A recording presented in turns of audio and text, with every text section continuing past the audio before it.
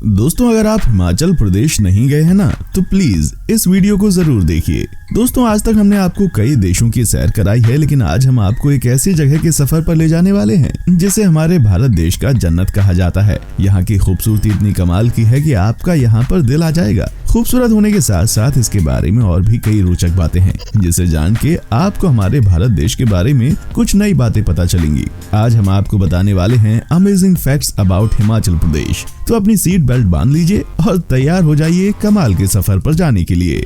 हिमाचल प्रदेश उत्तर पश्चिमी भारत में स्थित एक राज्य है। ये 21,629 मील वर्ग यानी कि 5,619 किलोमीटर वर्ग से अधिक क्षेत्र में फैला हुआ है। ये देश उत्तर में जम्मू कश्मीर और लद्दाख से मिलता है और दक्षिण पश्चिम में पंजाब, दक्षिण में हरियाणा और उत्तर प्रदेश से। हिमाचल प्रदेश का मतलब होता है बर्फीले पहाड़ों का प्रांत। हिमाचल प्रदेश को देवभूमि भी कहा जाता है। इस क्षेत्र में आर्यों का प्रभाव ऋग्वेद से भी पुराना है।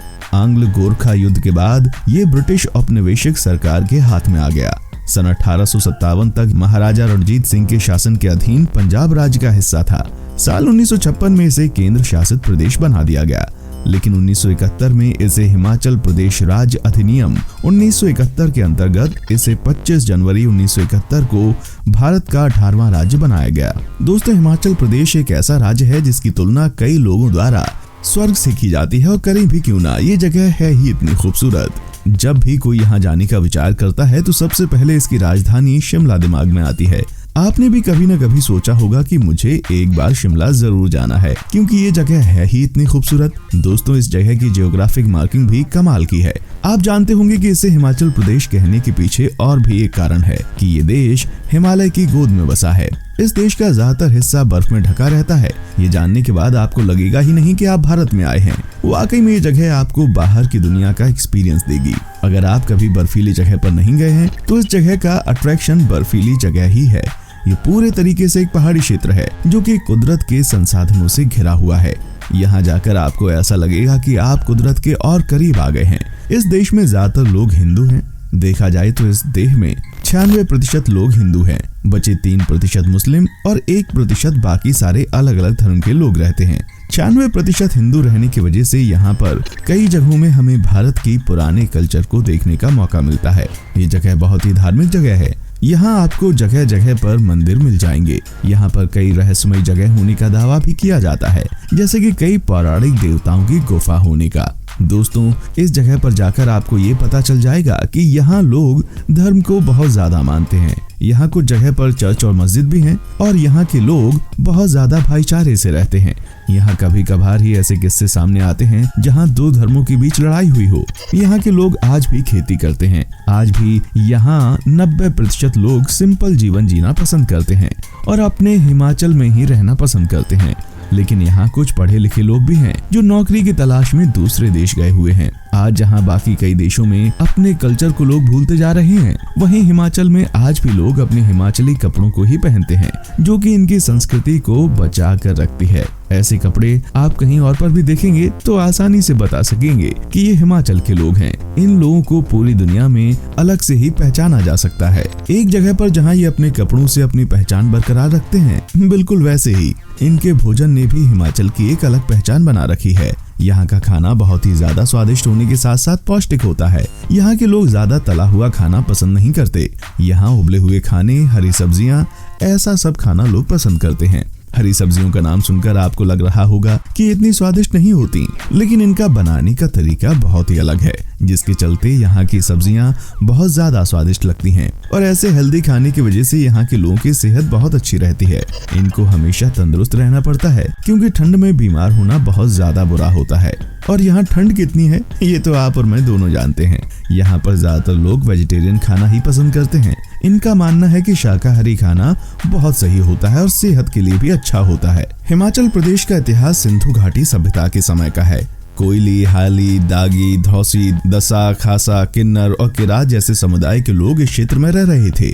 वैदिक काल में जनपद के नाम से जाना जाने वाला छोटा सा गणराज्य यहाँ बसा हुआ था, जिस पर बाद में गुप्ता साम्राज्य ने कब्जा कर लिया। लंबे समय तक राजा हरिश्चंद्र के प्रभुत्व के बाद सरदारों और राजपूतों की अगुवाई में इस क्षेत्र को छोटे छोटे भागों में विभाजित किया गया। इस साम्राज्य को बड़े पैमाने पर स्वतंत्रता मिली और कई बार दिल्ली सल्तनत ने इस साम्राज्य पर आक्रमण भी किया।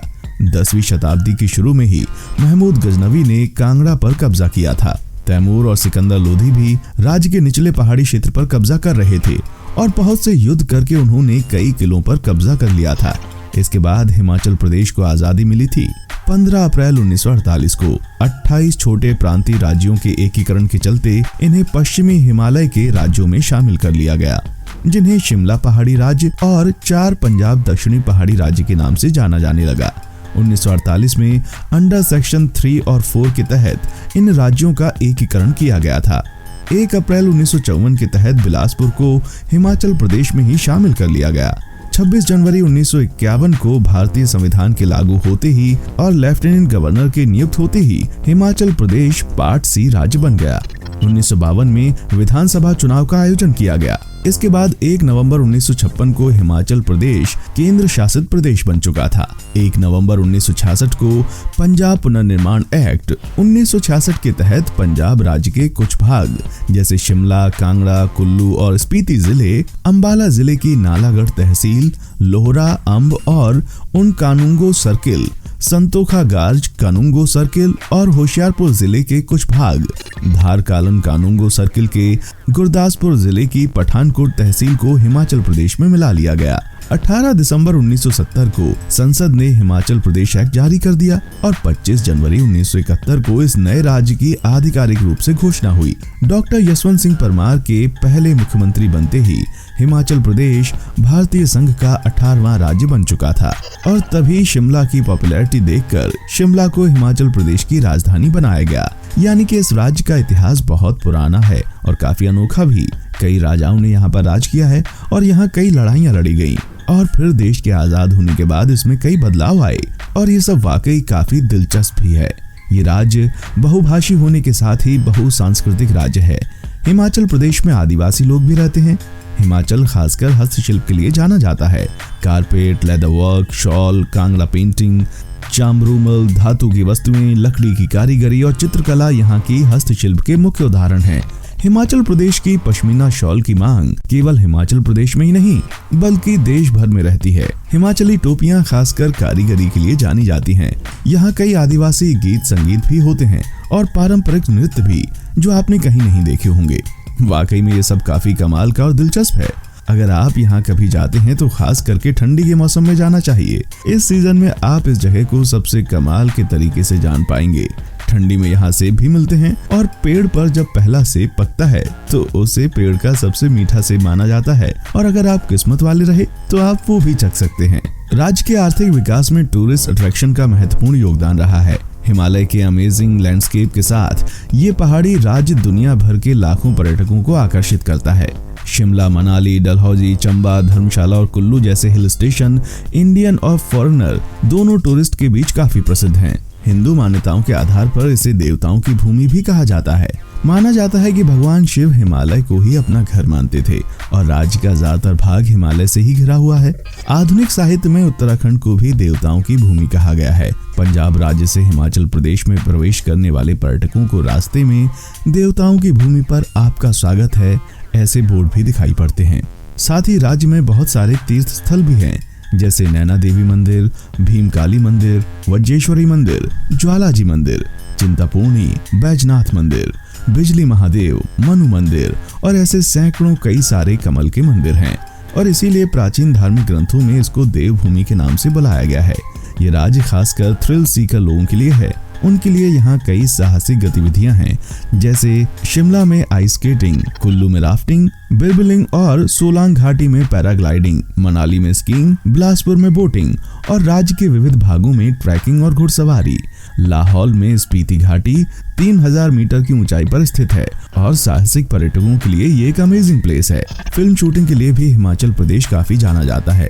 रोजा, हिना, जब वी मेट, वीर जारा, ये जवानी है दीवानी और हाईवे जैसी फिल्मों की शूटिंग हिमाचल प्रदेश में हुई है। 24 अक्टूबर से 31 अक्टूबर 2015 तक हिमाचल प्रदेश ने भारत में पहले पैराग्लाइडिंग वर्ल्ड कप की होस्टिंग की थी। हिमाचल में बीर-बिलिंग हवाई गेम्स का केंद्र है और पैराग्लाइडिंग करने की बेहतरीन जगहों में से एक है। दोस्तों, अगर आप कभी यहाँ पर जाते हैं तो यहाँ जरूर जाना। चंबा घाटी 915 मीटर की ऊंचाई पर रावी नदी के दाएं किनारे पर है। ये अपनी भव्य वास्तुकला और अनेक रोमांचक यात्राओं के लिए एक आधार के तौर पर विख्यात है। डलहौजी, पश्चिमी हिमाचल प्रदेश में डलहौजी नामक ये पर्वतीय स्थान पुरानी दुनिया की चीजों से भरा पड़ा है और यहाँ राजशाही युग की भव्यता बिखरी पड़ी है। शिमला, यहाँ जाओ और शिमला ना जाओ, यहाँ तो जाने का मतलब ही नहीं। फिर शिमला में क्या क्या कर सकते हैं और कहाँ कहाँ घूमने लायक है, ये सब बातें तो आप खुद ही जानते होंगे। इसके बाद भी कई जगह ऐसी हैं जैसे कुल्लू, मनाली, कुफरी और धर्मशाला।